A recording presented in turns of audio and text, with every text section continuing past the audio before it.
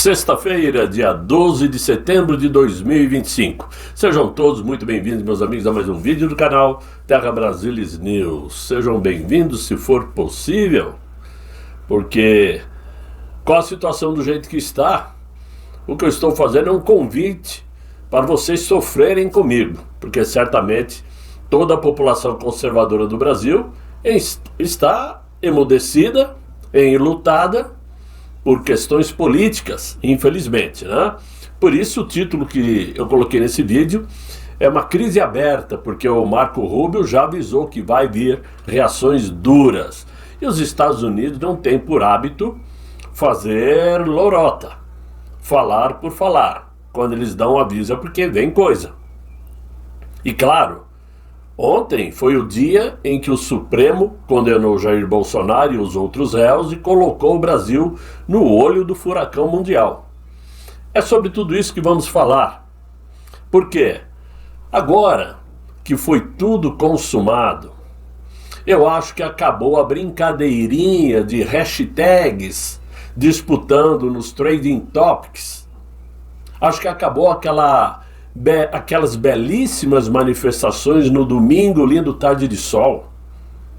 Acabou a conversinha de que se Jair Bolsonaro fosse preso, o Brasil pararia, etc e tal. Ainda não parou. Chegou a hora, evidentemente, de colocarmos em prática ações que realmente resolvam, como uma greve geral, que eu já tenho dito aqui há algum tempo, mas que infelizmente sou muito pequeno para puxar esse fio. Uma greve em que as pessoas desapareçam das ruas e parem a máquina governamental. Ou então, que os caminhoneiros e o agronegócio se tranquem nas garagens e depósitos, pois são os únicos capazes de puxarem esse cordão, arrastando o governo para o brejo. Já que é isto que o Inácio quer, então que os caminhoneiros e o agronegócio ajudem, porque somente desta força uma reação duríssima poderá vir contra o Brasil. E olha que engraçado, né? Nós brasileiros desejando uma ação duríssima contra o nosso Brasil, para ver a que ponto chegamos.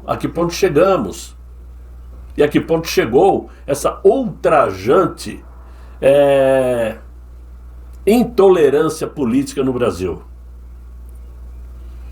Podemos sim esperar fortes reações americanas, que vai despontando por aí.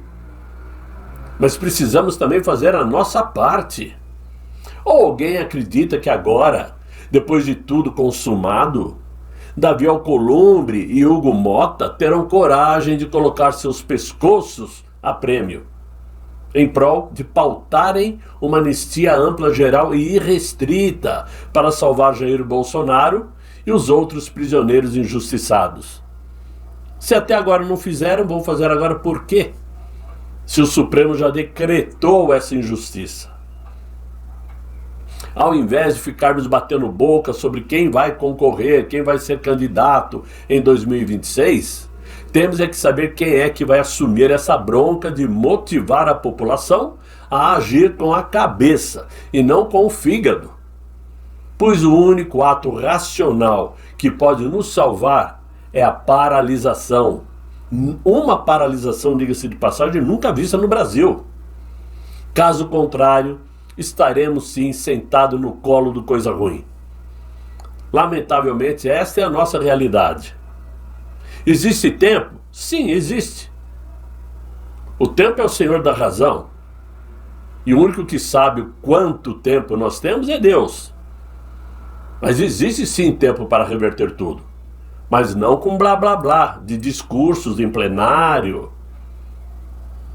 Quando se faz vigílias, é saudável espiritualmente, faz bem para a alma, transmitir àqueles que consideramos um voto de confiança, o desejo de tudo de bom, um pedido a Deus para socorrer os que sofrem. Claro que é bom, mas politicamente, infelizmente, não resolve, porque o governo é comandado por homens não por santos, não por Deus.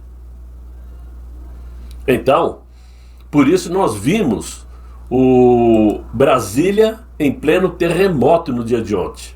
Um terremoto sem precedentes. Na manhã de ontem, sob olhares atentos, o país e o mundo, né, parou para ver o Tribunal Federal, o Supremo Tribunal Federal, selar o destino de Jair Messias Bolsonaro e seus companheiros. O ex-presidente pegou 27 anos e 3 meses de prisão em regime fechado, né? Além de 124 dias multa, cada dia no valor de 2 salários mínimos, o que vai dar 320 e poucos mil reais de multa.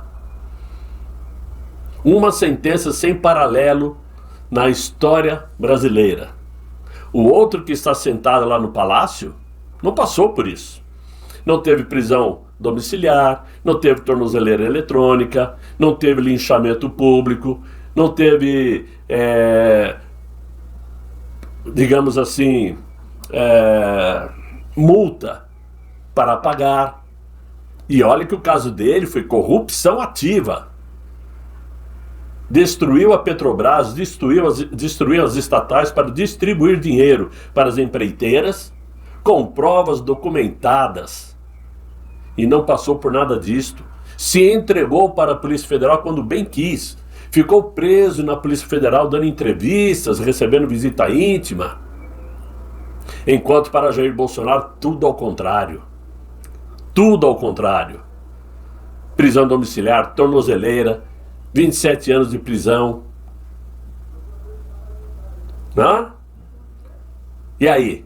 O que se pode explicar ao resto do mundo quando se comete uma atrocidade desse tipo aqui no Brasil? Não somente contra ele, contra todos que foram julgados ontem e aqueles que já estão presos, que nem tiveram chance de recorrer.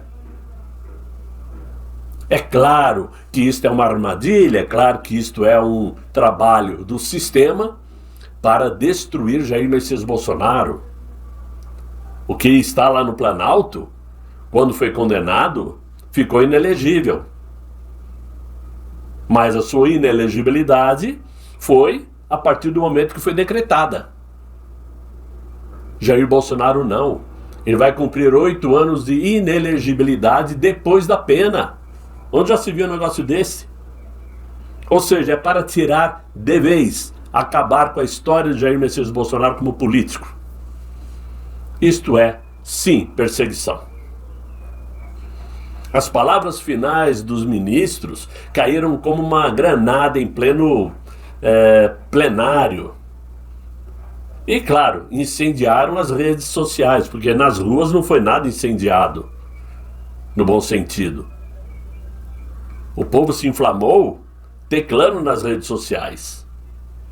De um lado, a militância de esquerda comemorando como se fosse a final da Copa do Mundo, que disso o brasileiro entende muito bem. Do outro lado, apoiadores do presidente Jair Messias Bolsonaro, tomando as redes sociais, convocando manifestações e acusando, obviamente, o Supremo Tribunal de perseguição política e de transformar o julgamento em um tribunal de exceção. Mas o Supremo não parou por aí, não parou em Bolsonaro. Seus principais aliados também foram atingidos, no mesmo processo. Vocês podem ver aí. Walter Braga Neto, ex-ministro e candidato a vice, pegou 26 anos de prisão. Almir Garnier, ex-comandante da Marinha, foi condenado a 24 anos de prisão. O Anderson Torres, ex-ministro da Justiça, também recebeu 24 anos de prisão. Augusto Heleno, ex-chefe do GSI, recebeu 21 anos de prisão. Paulo Sérgio Nogueira, ex-ministro da Defesa, pegou 19 anos de prisão. Alexandre Ramagem, ex-diretor da BIM, foi considerado culpado e condenado a 16 anos e 1 mês. E o Mauro Cid, ex-ajudante de ordens, recebeu 2 anos em regime aberto, graças à delação premiada. O que podemos falar disto? Essa delação premiada que nós sabemos que de premiada só foi o Mauro Cid, e que a delação foi feita sim sob coação, só serviu para aniquilar aqueles que o esquema, que o sistema, que o Supremo queria eliminar. Isso está mais do que claro. Não existe 11 delações para somente 9 servirem. E delação é uma. Você confessa o que sabe e prova o que está falando. Agora, 11, 9 foram úteis, e tudo baseado em conversas de WhatsApp. Isso não é lei, isso não é jurisdição, isso não é julgamento justo, isso não é prova. Conversa é conversa, atos são atos, ações são ações. Né? Então o Mauro Cid, o que ele foi? Foi um traidor, e que agora pensa em viver nos Estados Unidos. Claro, aqui no Brasil não tem mais a mínima chance de ficar. Ele não vai conseguir sair às ruas e encarar a maioria da população brasileira. Sim, somos maioria. Ele não vai ter condições. Assim como eu duvido que ele consiga viver nos Estados Unidos. Nem sei se tem visto válido ou não, mas possivelmente, se tiver, vai ser cancelado. Os covardes, se fossem homens de verdade, tiravam essas fardas, jogavam no lixo e pediam licença para sumir do planeta. General 4 estrelas Freire Gomes, Brigadeiro João das Couves, 2 covardes que ajudaram sim a colocar todas essas pessoas na cadeia e vão ter que viver para o resto da vida com a consciência pesada, sabendo que foram culpados para destruir a vida de centenas de pessoas. Centenas. Para não dizer milhares. Porque muitos dos que já foram soltos depois de assinarem confissão de culpa. E outros estão andando com tornozeleira eletrônica ainda. Foi um escárnio jurídico, uma caçada institucional de perseguição nunca vista na história política brasileira. E a pergunta que passou a dominar o noticiário foi direta: quanto tempo as vítimas da Suprema Corte ainda têm de convívio com seus familiares antes de serem submetidos à maior atrocidade jurídica de que se tem notícia? Antes de serem definitivamente presos? Juristas lembraram que a defesa pode ainda recorrer para o próprio Supremo, evidentemente, né? Só para ganhar tempo. Mesmo assim, o Supremo já indicou que não pretende alongar muito o processo. Claro que não. A pressa deles é inigualável. Só o processo do Inácio levou 5 meses de leituras e discussões. O de Jair Bolsonaro e seus parceiros foi feito em uma semana. Equipes de segurança dizem já estarem prontos para executar a prisão a qualquer momento. É a manchete da imprensa, aquela manchete gostosa, deliciosa, quando quer se atacar aqueles a quem não gostam. Eu ia falar uma bobagem aqui, mas para atacar seus inimigos. A esquerda cúmplice vibrou e aplaudiu a chamada solução final do Brasil. Solução final é uma comparação feita com o plano nazi de extermínio sistemático do povo judeu. Né? Quando o exército de Hitler encaminhava as pessoas para a câmara de gás, né? Lá foi dado o nome de solução final. E o Supremo também fez a sua solução final. A repercussão do que aconteceu ontem foi imediata e mundial. Jornais do mundo inteiro noticiaram. E jornais como o The New York Times, The Guardian, Le Monde, acusaram Jair Bolsonaro de tentar aniquilar a democracia brasileira e por isso foi julgado e condenado. Jornais como o Clarim de Buenos Aires disseram que ele pode passar o resto da vida atrás das grades. Mas também houve, evidentemente, jornais que alertaram. Veículos estrangeiros destacaram que o Brasil se divide ainda, né? E se divide mais ainda. E que esse julgamento de ontem pode ter consequências políticas explosivas. Claro que vai ter consequências, evidentemente. As consequências diplomáticas vieram logo em seguida. Ontem mesmo, os Estados Unidos entraram em cena. O próprio repórter Paulo Figueiredo declarou em uma entrevista que deu para a CNN que Washington já avalia uma reação oficial ao julgamento. O Eduardo Bolsonaro pediu que novas sanções sejam aplicadas contra os ministros do Supremo, com base na lei Magnitsky. Mas o principal foi a informação dada pelo senador republicano e secretário de Estado, evidentemente, o Marco Rubio, dizendo que o governo Trump promete uma resposta à altura. E ele fez esse comunicado através da Rede X, além de acusar aquele ministro de violar direitos humanos, classificando todo o processo como uma caça às bruxas. Claro que, diante disto, o clima entre Brasília e Washington azedou de vez, se é que já não havia azedado antes. O governo do Inácio, pressionado, respondeu que o Brasil não se intimidará. Alá Maduro, né? Que fala, depois escorrega, né? E que a decisão do Supremo foi legítima e independente, muito independente. Mas nos bastidores, o Itamaraty já teme sim uma escalada de sanções diplomáticas que podem afetar o comércio, investimentos e até vistos de autoridades brasileiras. E olha que a ONU vai fazer a sua assembleia esse mês ainda. E a comitiva brasileira, como vai ficar nessa história?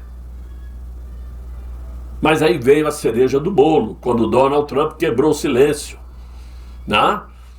E ele disse estar surpreso e descontente com a condenação de Jair Bolsonaro, comparando o caso a ele mesmo. Caso de perseguição que ele próprio sofreu. É muito parecido com o que tentaram fazer comigo, disse ele, mas não conseguiram. E, claro, reforçou a narrativa óbvia de que o Brasil vive um período de lawfare, ou seja, uso de instrumentos jurídicos para fins de perseguição política e politização da justiça. O resultado disso, meus amigos, é que o Brasil vive um estado de ebulição. Protestos podem ocorrer, se organizam. Deputados e senadores falam em força total contra o Supremo. Não sei qual, mas eles falam. E cobram a votação imediata desse projeto de anistia ampla, geral e irrestrita. Coisa que particularmente, me desculpem o pessimismo, duvido que vai acontecer. Duvido que vai acontecer. Depois do que aconteceu ontem, é sinal de que ninguém manda no STF. Ninguém governa o Brasil se não for o Supremo. Eles não vão deixar o Legislativo estragar o que eles fizeram bem feito. Enquanto isso, o mundo está observando em tempo real, né, o que pode ser considerado a maior crise institucional do Brasil. Por isso, os jornais do mundo inteiro estamparam as condenações de Jair Bolsonaro em mais 7 réus. E as manchetes certamente causam alguns efeitos diplomáticos, principalmente por pressão americana. Quem é que quer fazer negócios com o Brasil? Quem é que quer investir no Brasil se o Brasil não tem uma segurança jurídica? Não tem um equilíbrio institucional, é um país inseguro. Agora, as pessoas não se deram conta de que os Estados Unidos não enviaram essas frotas de navios para contornar o Caribe na cabeça da Venezuela. Porta-aviões, jatos, helicópteros, militares. Não enviaram tudo isso só para pegar traficante e o Maduro. Porque a história conta, a história diz que às vezes muitos governos usam, digamos assim, snipers para resolver as coisas. Para que enviar um exército? Se um sniper pode resolver. Será que é só para isso? Ou os Estados Unidos já previamente já estava vendo o que está acontecendo no Brasil e já se preparou ali para contornar a Venezuela, o Caribe, para evitar que outros países cheguem, já prevendo que de repente os americanos precisem fazer um tipo de intervenção diferente. Quem é que sabe se não é isso? Fato é que o Supremo Tribunal, ao tentar encerrar um capítulo da história de forma arbitrária e persecutória, pode ter sim aberto outro capítulo mais perigoso. Um capítulo aí que mistura política, justiça e geopolítica com Brasília. Né? Aliás, Brasília e Washington, né? Que são as duas pontes diplomáticas. E tudo jogando as peças no tabuleiro de xadrez para ver quem é que sai vitorioso. E esse jogo, como prêmio, tem o quê? A manutenção da democracia. Porque aqui já não existe mais democracia, claro. Além da liberdade e o futuro do Brasil. No momento onde as mudanças mostram que a esquerda vem perdendo força política em diversos países, outrora dominada pelas ideologias marxistas, o Brasil pode se transformar no barril de pólvora que falta para a retomada agressiva americana contra o domínio chinês e principalmente contra o autoritarismo de regimes já considerados atrasados. Geopoliticamente falando, nós somos a galinha dos ovos de ouro do planeta. E os Estados Unidos certamente não permitirão que mãos erradas tomem controle do Brasil, nem que para isto usem força militar. Isto é fato. Então, meus amigos, independente a sonhos, vontades, desejos, preferências, independente a preferência por uma figura A ou figura B, independente a quem nós vamos escolher para poder concorrer em 2026, já que nesse momento tudo indica que o nosso presidente realmente vai ficar impossibilitado de concorrer, nós temos que tentar parar o que está acontecendo. Agir antes que definitivamente o nosso presidente vá de fato para trás das grades. Por enquanto ele está preso em casa. E os outros também, com exceção do Walter Braga Neto, que está mesmo trancafiado. Não vamos esperar para depois correr atrás. E é por isso que eu peço para que os grandes veículos, os grandes influenciadores, palavra que eu não gosto, mas é o que se usa, puxem essa corrente. Porque por enquanto eu sou uma voz muito pequena para isso. Mas os grandes podem puxar essa corrente e fazer reverberar essa vontade da população em agir de alguma maneira, independentemente se os Estados Unidos vão nos ajudar ou não. É o que eu penso, posso estar completamente errado, é uma opinião, e opinião todo mundo tem. Mas por ora, somente para não deixar transparecer muito mais a frustração e a raiva, eu paro por aqui, esperando que vocês tenham gostado desse vídeo, no sentido de clarear as mentes, no sentido de informação, porque obviamente pelas notícias vocês não podem ter gostado. Mas espero que eu tenha sido útil para vocês. Se vocês acharam, deixem os likes, passem esse vídeo para os seus amigos assistirem também, se inscrevam e colaborem com o Terra Brasilis News para que a gente se mantenha vivo nessa batalha. Porque daqui por diante não sabemos até quando poderemos continuar falando, já que a ideia do Inácio é aprovar um projeto de censura, como ele disse ontem, que ele vai censurar as redes. Então, enquanto pudermos, vamos divulgar esses vídeos e passar adiante, ok? Por hora, desejo a vocês um bom final de dia, muito bom descanso e até amanhã, se Deus quiser. E se houver novidades, volto com um novo vídeo no dia de hoje, ok? Desejo a vocês, então, um bom bom fim de dia. Fiquem todos com Deus e até mais. Tchau, tchau.